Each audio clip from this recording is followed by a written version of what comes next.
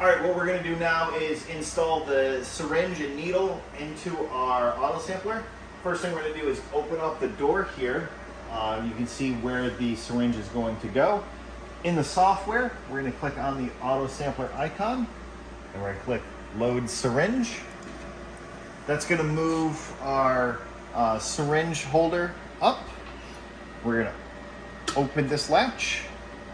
We're gonna take our needle and slide it through and make sure that it is lined up in the foot here.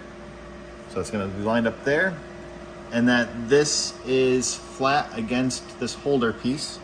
We're going to close the gate. If the gate doesn't close easily by just snapping it in place, there's something misaligned about your syringe. Next, we're going to click on the home button here. That's going to drop this down in place, and we're going to tighten this thumb screw.